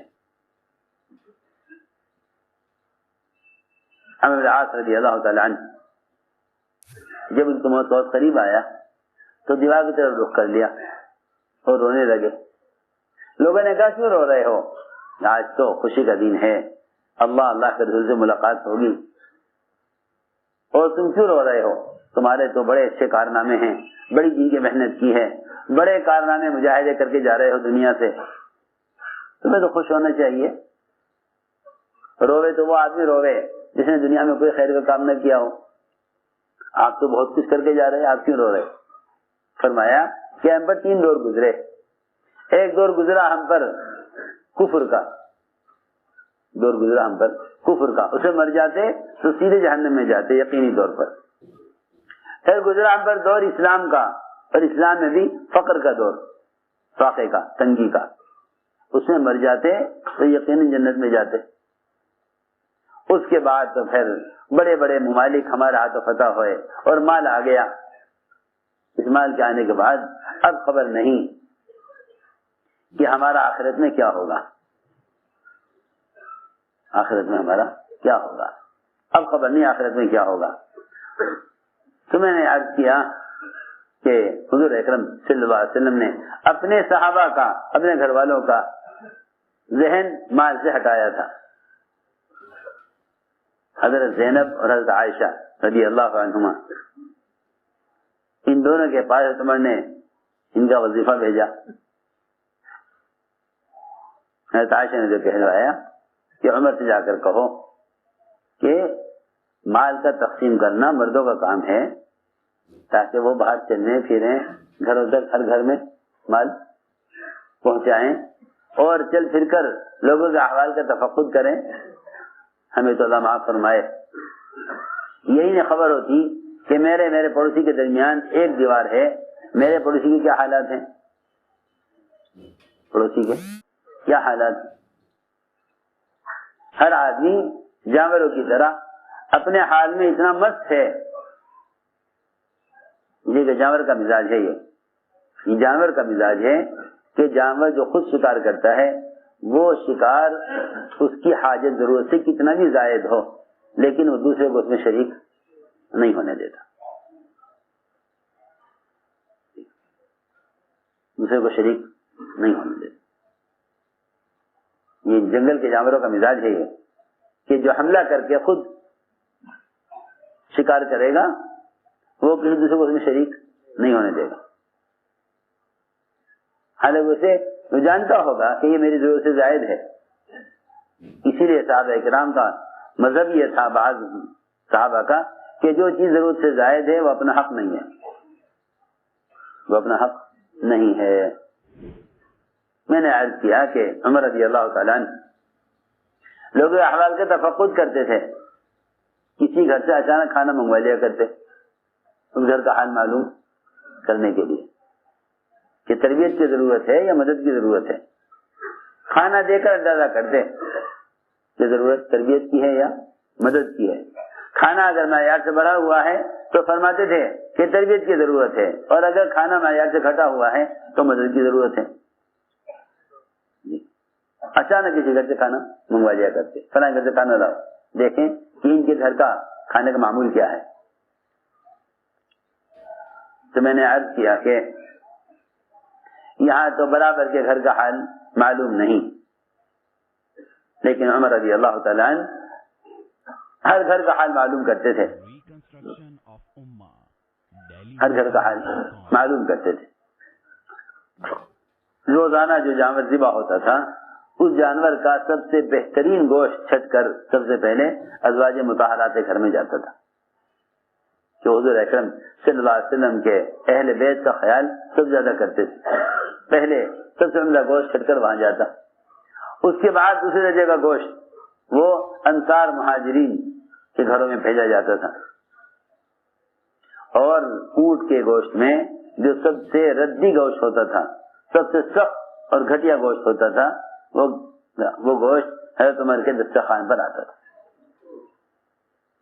وہ گوشت سب سے گھٹیا گوشت حضرت عمر کے دسترخوان پر آتا تھا.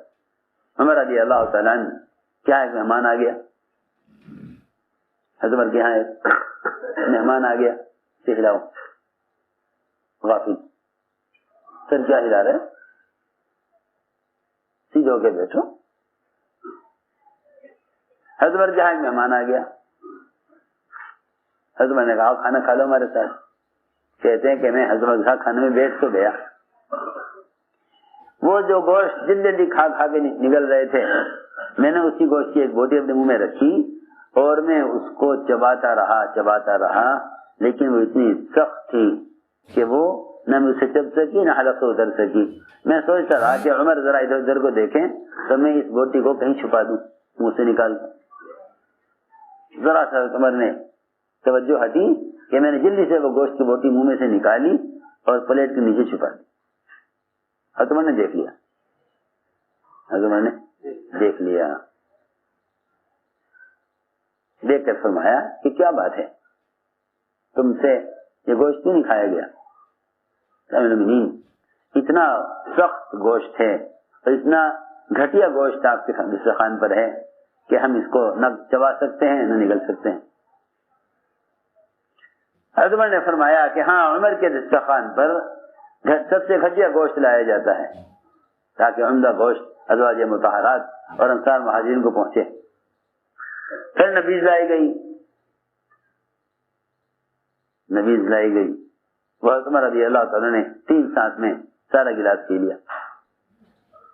ان کو بھی پیش کیا گیا. کہتے ہیں وہ اتنی سخت تھی، اس کی تیزی اتنی زیادہ تھی جیسے سرکہ ہو جاتا ہے نا، کہ میں نے اس کا ذرا سا قطرہ لیا تو اس قطرے نے میرے حلق کو پھاڑ دیا، اتنا تیز. اور ایک قطرہ میں لے کر منہ میں لے کے بیٹھا رہا کہ کہاں تھوکوں اس کو، کہ وہ اتنا تیز تھا کہ اس کا ذرا سا بھی قطرہ میں حلق سے نہیں اتار سکا. حضرت عمر فوراً پی گئے. میں نے کہا یہ آپ نے کیسے پی لیا؟ حضرت عمر نے فرمایا میں اس کے پینے کا عادی ہوں، کیونکہ اگر میں یہ نبیذ نہ پیوں تو یہ گوشت اتنا گھٹیا گوشت ہے، اتنا سخت گوشت ہے کہ اس نبیذ کو پیے بغیر یہ گوشت ہضم نہیں ہوگا، اس کو ہضم کرنے کے لیے پینا پڑتا ہے. میں نے عرض کیا کہ بات یہ تھی کہ عمر رضی اللہ تعالیٰ نے وظیفہ بھیجا حضرت عائشہ کے یہاں، زینب کے یہاں. پھر دونوں نے کہلوایا کہ ہم سے جا کر کہو کہ مال تقسیم کرنا تو مردوں کا کام ہے، آپ نے ہمارے ذمہ کیوں کر دیا؟ میں کہ نہیں، یہ تقسیم کرنے کے لیے نہیں ہے، یہ تو آپ کے لیے ہے. عائشہ رضی اللہ تعالی عنہ نے اپنی خادمہ سے کہا لے تقسیم کر. سارا مال تقسیم ہو گیا، کچھ نہ بچا. خادمہ نے بعد میں کہا کہ آپ کا روزہ تھا، افطار کے لیے کچھ 1 آدھ درہم روک لیتی. حضرت عائشہ نے فرمایا اگر پہلے یاد دلاتی تو شاید ایسا بھی کر لیتے، ایسا بھی کر لیتے. جب عمر کے پاس مال آنے لگا دونوں نے دعا کی کہ اے اللہ اب عمر کے پاس مال آنے لگا ہے، اب تو ہمیں دنیا سے اٹھا دے. آج کل تو لوگوں کا مزاج یہ ہے کہ جب کبھی بڑھاپے میں بچے مالدار ہوں، کاروبار سنبھالیں، تو بوڑھے لوگ کہتے ہیں ہاں دیکھو اب کچھ اچھے دن آئے ہیں تو ہم جا رہے دنیا سے. ہاں کیا کہتے ہیں؟ اب اچھے دن آئے، بچے کسی لائق ہوئے، گھر میں کچھ پیسہ روپیہ، کچھ عیش آرام، کچھ خواہشات کے پورا ہونے کے نقشے بنے تو ہمارے دنیا جانے کا وقت آ گیا. جی ہاں، حسد کرتے ہیں بوڑھے حسرت کرتے ہیں کاش یہ مال اس وقت آتا جب ہم جوان تھے، اب ہم دنیا سے جا رہے ہیں، اب یہ مزے آئے ہیں. یہ حسد کہتے ہیں بچوں سے تم کرو مزے، ہم تو اب جا رہے. کیوں نہیں؟ اور وہاں اس کے خلاف تھا مزاج کہ یہ دعا کی عائشہ زینب نے کہ اے اللہ عمر کے پاس اگلے سال کا مال آنے سے پہلے تو ہمیں دنیا سے اٹھا لے. دونوں نے دعا کی، زینب نے بھی دعا کی، حضرت عائشہ نے بھی دعا کی کہ اللہ عمر کے پاس مال آنے لگا ہے، اگلے سال کا مال آنے سے پہلے تو ہمیں دنیا سے اٹھا لے. اللہ کی شان. حضرت زینب کی دعا قبول ہو گئی، ان کا انتقال ہو گیا.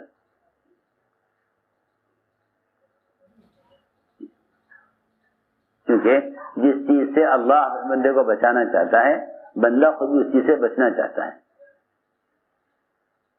اللہ تعالی حدیث میں آتا ہے کہ اللہ تعالیٰ جس سے محبت کرتے ہیں اس کو دنیا سے ایسے بچاتے ہیں جیسے تم میں سے قرآن بیمار کو پانی سے بچاتا ہے. اور آج کل لوگ بیچارے سمجھتے ہیں کہ جو لوگ پریشان حال ہیں اللہ ان سے ناراض ہیں اور جو لوگ اچھے حالات میں اللہ ان سے خوش ہیں.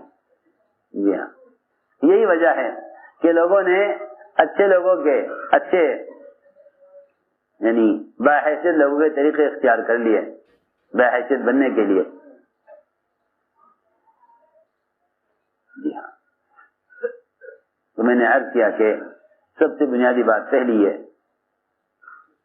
حارث بن مالک نے یہ کہا کہ میں نے اپنا رخ دنیا سے پھیر لیا، دنیا کی بے رغبتی پیدا ہو گئی، اور جنت اور دوزخ وہ تو میں اپنی آنکھوں سے دیکھ رہا ہوں. عرش لایا جا رہا ہے اور اعمال نامے لوگوں کے ہاتھ میں دیے جا رہے ہیں. حضور اکرم صلی اللہ علیہ وسلم نے ساری بات سن کر فرمایا عرفت فالزم. عرفت فالزم، دیکھو یہ ہے اہم بات. عرفت فالزم، تمہیں معرفت حاصل ہو گئی ہے مگر اس پر جمع رہنا، اس پر جمع رہنا. عرفت فالزم، معرفت حاصل ہوئی ہے اس پر جمع رہنا.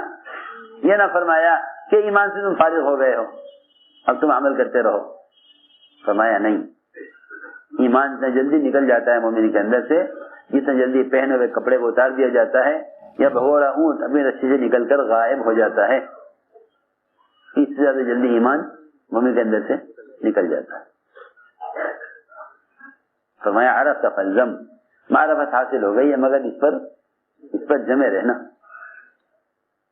تو میرے دوستوں عزیزوں، بات اصل یہ ہے کہ ایک مسلسل محنت ہے ایمان کی تکمیل کی اور ایمان بالغیب کا تاثر پیدا کرنے کی ایک مسلسل محنت ہے. امر معروف اور نہی منکر، یہ دو فریضے ادا کیے ہی اس لیے جاتے ہیں تاکہ ایمان کی تکمیل ہو، تاکہ ایمان کی تکمیل ہو. دعوت کہتے ہی اس کو ہیں، دعوت کہتے ہی اسے ہیں کہ لوگوں کو اللہ کے عوامل کی طرف لانے کی کوشش کرو اور لوگوں کو منکر کے ماحول سے نکالنے کی کوشش کرو. امر معروف اور نہی منکر یہ بیان تقریر تحریر کی چیز نہیں ہے. امر معروف نہی منکر بیان تقریر تحریر کی چیز نہیں ہے. اس زمانے میں اوامر اور نواہی دعوت کو تو لوگ الگ چیز سمجھتے ہیں، اوامر اور نواہی منکر سے روکنا اور اللہ کے اوامر پر لانا، لوگ سمجھتے ہیں کہ یہ کوئی کتاب اور تحریر کی چیز ہے، حالانکہ یہ تقریر اور تحریر کی چیز نہیں ہے، بلکہ دوسروں کو عوام پر آمادہ کرنا اور دوسروں کو دعوت دے کر منکر کے ماحول سے نکالنا، یہ امر معروف اور نہی عن منکر کے فریضے کی ادائیگی کی عملی شکل ہے، یہ ہم عرض کرنا چاہتے ہیں، اور یہی ایمان کی تکمیل کا سبب ہے۔ اس کام کی مروجہ سارے کاموں کے درمیان، اس کام کی مروجہ سارے کاموں کے درمیان جو امتیازی شان ہے وہ صرف محنت کی وجہ سے ہے، اسی محنت کی وجہ سے ہے، ورنہ اس کام سے ہٹ کر جتنی رواجی شکلیں ہیں وہ ساری شکلیں ہر زمانے کے اعتبار سے اختیار کی جاتی ہیں۔ ایک صاحب کہنے لگے کہ بھئی آج کل تو لوگوں کو شوق زیادہ مختلف چینلوں سے، مختلف آلات و ذرائع سے باتوں کے لینے کا مزاج بن گیا ہے، اس لیے لوگوں کی رعایت کر کے چاہیے کہ اوامر اور نواہی ان شکلوں پر، ان راستوں پر ڈال دیے جائیں تاکہ لوگ کہیں سے دین لیں، لوگ دین کہیں سے تو لیں۔ یہ اتنی بڑی جہالت اور حماقت اور اتنی غلط سوچ ہے، اتنی غلط سوچ ہے یہ، اور اتنے نقصان کی سوچ ہے اس زمانے کے سمجھدار عقل مند ذی علم مسلمانوں کی، کہ جہاں سے بھی مسلمان علم اور عمل کو سمجھنا چاہے وہاں پہنچا دیا جائے، حالانکہ ہر سمجھتے تھے جب حق کو چلانے کے لیے باطل کا سہارا لیا جائے گا تو اس سے باطل چلے گا، حق نہیں چلے گا۔ یہ زمانے کے لوگوں کی غلط سوچ ہے بالکل، کہ جہاں سے بھی لوگوں کو دین کی بات کے لینے کا شوق ہو وہاں ڈال دو دین کی بات۔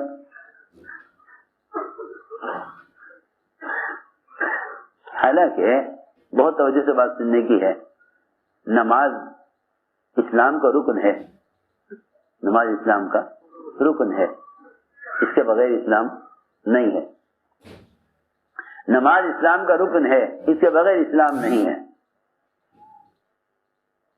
اور نماز کا وقت بہت محدود اور متعین ہے، تاخیر کی گنجائش نہیں ہے۔ آپ دیکھتے ہیں سردیوں میں عصر اور مغرب کی نماز کے درمیان کا وقت کتنا تنگ، بعض ملکوں میں جا کے دیکھو گے تو وہاں تو ایسے ایسے ممالک ہیں بعض کہ جہاں جلدی جلدی نمازیں ادا کی جاتی ہیں، ایک نماز کا وقت داخل ہوتا ہے اور نکلنے کے قریب ہو جاتا ہے، اگلی نماز کا وقت قریب آ جاتا ہے، ایسے ممالک ہیں۔ اس نماز کے واسطے لوگوں کو جمع کرنے کے لیے اذان کے آنے سے پہلے، اذان کے شروع ہونے سے پہلے صحابہ نے عرض کیا کہ جی ایک ایک کے گھر پر جا کر اس کو نماز کے لیے دعوت دے کر لایا جاتا ہے، پہلے آنے والا آخر میں آنے والے کا انتظار کرتا ہے، یہ مشقت اور یہ مجاہدہ ہوتا ہے، اور اس میں یہ دقت پیش آتی ہے۔ ہمارے اس زمانے میں صحابہ نے عرض کیا کہ ہمارے اس زمانے میں لوگوں کو جمع کرنے کے واسطے ڈھول بجا دیا جاتا ہے، کوئی تقریب ہو، کوئی غم ہو، کوئی خوشی ہو تو لوگ جمع ہو جاتے ہیں ڈھول کی آواز سے، یا سارنگی بجا دیتے ہیں اس سے لوگ جمع ہو جاتے ہیں، یا آگ جلا دیتے ہیں تو لوگ دھواں دیکھ کر جمع ہو جاتے ہیں۔ یہ زمانے کا طریقہ تھا لوگوں کو جمع کرنے کا، تو کیوں نہ ہم نماز کے لیے ڈھول بجا دیا کریں مسجد میں، یا ہم نماز نماز نماز سارنگی پر کہہ دیں اور اس کی آواز دور تک پہنچتی ہے، لوگ آ جائیں گے نماز کے لیے، اور ہم یہ چیزیں نماز کے لیے استعمال کریں گے جیسے اور کاموں کے لیے استعمال کرتے ہیں۔ آج کل لوگوں کے دماغوں پر یہ جہالت سوار ہے کہ کوئی غلط چیز ہے تو کیا ہوا، ہم اس کو صحیح استعمال کریں گے، ہم تو اس کو اچھے کام کے لیے استعمال کریں گے، تو غلط ہے۔ میں کہا کرتا ہوں کہ اگر پیشاب کا برتن جو پیشاب کے لیے بنایا جاتا ہے اور مریض کی چارپائی کے نیچے رکھا جاتا ہے، اگر اس میں کسی کو پانی پیش کر دو تو برداشت کر لے گا، چاہے نجائی کیوں نہ ہو؟ کچھ آنا تو کرو، سمجھ میں آ رہی بات؟ چاہے کیسا ہو، نیا ہی کیوں نہ ہو، بازار سے خرید کے لے آؤ نیا، اور اس پیشاب کے برتن میں کسی مہمان کو پانی پیش کر کے دیکھو کیا ہنگامہ ہوگا۔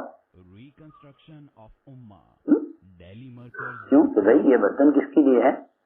پیشاب کے لیے ہے۔ آپ گلاس میں پانی پیجیے، گلاس میں پانی پینے کے لیے ہے، یہ برتن پیشاب کے لیے ہے۔ یہ تھوڑی ہے کہ ہوا کرے پیشاب کے لیے، یہ تو نیا ہے، ہم تو اس کو کہیں گے استعمال کرنے جاتے ہیں پانی پینے کے لیے کہ نہیں، پانی کا برتن ہی نہیں ہے یہ۔ میں یاد کرنا چاہتا ہوں کہ جو چیز اس کام کے لیے اس کام کے استعمال کرو۔ اس زمانے کے لوگوں کی حماقت ہے، یہ غلط سوچ ہے کہ دین کے پھیلنے کے لیے کوئی مخصوص طریقہ نہیں ہے، جس زمانے میں جو بھی طریقہ ملے وہ طریقہ اختیار کرو۔ تو میں عرض کر رہا تھا کہ نماز جس کا وقت محدود اور یہ اسلام کا رکن، صحابہ نے عرض کیا کہ لوگوں کو جمع کرنا مشکل ہوتا ہے تو کیا ہم ڈھول بجا دیا کریں؟ فرمایا نہیں، یہ طریقہ یہودیوں کا ہے، یہ طریقہ نصارہ کا ہے، آگ جلا کر جمع کرنا طریقہ مجوسیوں کا ہے۔ ہم نماز کے لیے لوگوں کو جمع کرنے کے واسطے ان کے طریقے اختیار نہیں کریں گے۔ ایک ایک کے گھر پر جاؤ اور نماز نماز نماز نماز کی دعوت دے کر سب کو نماز کے لیے مسجد میں لے کر آؤ۔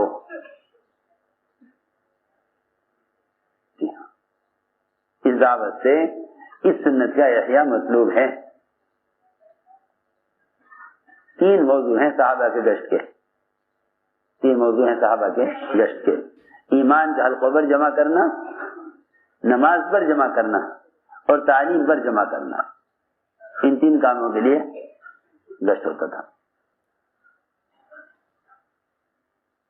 جی ہاں، اس زمانے کے لوگوں کی غلط سوچ یہ ہے کہ جب سارے دعوت، دین، فرائض، ارکان اسلام، احکام سب مشینوں پر ڈال دیے گئے تو پھر کیا ضرورت ہے پھرنے کی؟ سوچے تو صحیح، کتنا غلط خیال ہے، اتنا غلط خیال ہے۔ اسلام نشر و اشاعت کے ذرائع سے نہ پھیلا ہے، نہ آئندہ کبھی پھیلے گا۔ اسلام نشر و اشاعت کے ذرائع سے نہ کبھی پھیلا ہے، نہ آئندہ کبھی پھیلے گا۔ جی ہاں، اسلام کے پھیلنے کا صرف ایک ہی راستہ ہے کہ مسلمان اسلام کو لے کر پھرے، مسلمان اسلام کو لے کر پھرے۔ اس کے علاوہ اسلام کے پھیلنے کا اور کوئی ذریعہ نہیں ہے۔ سارے ذرائع غیر مسنون بے اثر ہیں، سارے ذرائع غیر مسنون بے اثر ہیں۔ صرف اسلام کے پھیلنے کا ایک ہی راستہ ہے کہ مسلمان اسلام کو لے کر پھرے۔ اس لیے فرماتے تھے عمر رضی اللہ تعالیٰ عنہ کہ اگر 3 کام نہ ہوتے تو میں دنیا میں رہنا پسند نہ کرتا: اللہ کے راستے میں پھرنا، اور اللہ کی زمین میں لمبے لمبے سجدے کرنا، اور علماء حق کے مجالس سے چن چن کر علم کی باتوں کا بندے پیدا کرنا۔ اگر یہ 3 کام نہ ہوتے تو ہم دنیا میں رہنا پسند نہ کرتا۔ اس لیے ہم نے عرض کیا کہ ذرا سا عقل سمجھ کو استعمال کرو، جی ہاں، اپنے دین کو لے کر حرکت میں آؤ، کیونکہ علماء نے لکھا ہے کہ دوسروں کو ایمان اعمال صالحہ پر آمادہ کرنا یا دوسروں کو منکرات سے نکال کر معروفات پر لانا، یہی ایمان کی تکمیل کا واحد سبب ہے۔ یہ علماء نے لکھا ہے، یہی ایمان کی تکمیل کا واحد سبب ہے کہ تم دوسروں کو ایمان اعمال صالحہ پر آمادہ کرو۔ تمہارے ایمان کی تکمیل کا یہی سبب ہے، ایمان کی تکمیل کا۔ یہ علماء نے لکھا، یہاں تک لکھا ہے کہ جو لوگ صرف اپنی ذات کی اصلاح میں لگے ہوئے ہیں، اپنی نماز، اپنا روزہ، اپنا حج و زکوٰۃ، اپنا ذکر و تلاوت، اپنے اعمال انفرادی کرتے ہیں، دوسروں کو آمادہ نہیں کرتے، فرمایا لکھا ہے علماء نے کہ ایمان کامل نہ ہوگا، ایمان کامل نہ ہوگا جب تک دوسروں کو خود آمادہ نہیں کریں گے۔ تو دوسروں کو خود آمدنی. اس لیے امر معروف اور نہی منکر یہ دونوں فریضے ان دونوں فریضوں کی ادائیگی کی ایک عملی محنت ہے. جیسے نماز کی ادائیگی سر سے لے کر پیر تک بدن کا مخصوص طریقے سے استعمال ہونا اس کو عبادت اور نماز کہتے ہیں، ایسے ہی نقل حرکت کے ذریعے امت کو جا کے خود دعوت دینا، ان کو منکر ماحول سے نکالنا، اس کی عملی محنت کو دعوت کہتے ہیں. یہ ہم کرنا چاہتے ہیں. جیسے نماز کے لیے بدن کا استعمال اصل ہے، اس کو کوئی متبادل نہیں، اس طرح دعوت اللہ کے لیے بھی بدن کا استعمال اصل ہے. خارجی چیزیں اس کا متبادل نہیں ہے. خارجی چیزیں اس کا متبادل، ہاتھ رکھو منہ پہ، خارجی چیزیں اس کا متبادل نہیں ہے. یہ بات بس اس زمانے میں مسلمان جو عملی سرمایہ ہے اس کی ساری قوت تو خرچ ہو رہی ہے دنیا کمانے پر.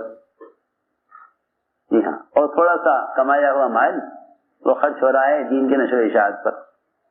اس سے اسلام نہیں پھیلے گا، اس سے اسلام نہیں پھیلے گا جب تک مسلمان کا بدن براہ راست دعوت کے لیے استعمال نہ ہو، جیسے براہ راست عبادت کے لیے استعمال ہوتا ہے. کیونکہ مجاہدہ بدن کے استعمال کا نام ہے، باہر چیزوں کے استعمال کا نام مجاہدہ نہیں ہے. جتنے لوگوں کا خیال یہ ہے نا کہ بھائی اب ذرائع ہو گئے ہیں بات کے پھیلانے کے پہنچانے کے، لہذا پھرنے کی ضرورت نہیں ہے. اگر کوئی ایسی مشین تیار ہو جائے جو نماز کے سارے اعمال کر لے تو کیا آپ کی نماز وہ آپ کی نماز پڑھ لے گی؟ وہی نہیں کرتا. نماز تو آپ کو خود ادا کرنی ہوگی نا. نماز تو آپ کو خود اپنے بدن کے استعمال کا نام عبادت ہے، ایسے اپنے بدن کے استعمال کا نام دعوت ہے. یہ عمل کرنا چاہتے ہیں. علم اور دین لکھ کر بھیجنے کی چیز نہیں ہے. اس لیے دوستو عزیزو عزم کرو، ارادے کرو، انشاءاللہ ہمیں خود اپنی ذات سے ایمان بالغیب پر آنا ہے، اور یہی ایمان بالغیب کے تذکرے دوسروں میں جا کر کرو تاکہ یقین مشاہدات سے تجربات سے ہٹے اللہ کی ذات پر آئے. اس کے لیے ارادے فرماؤ، نیت سے فرماؤ.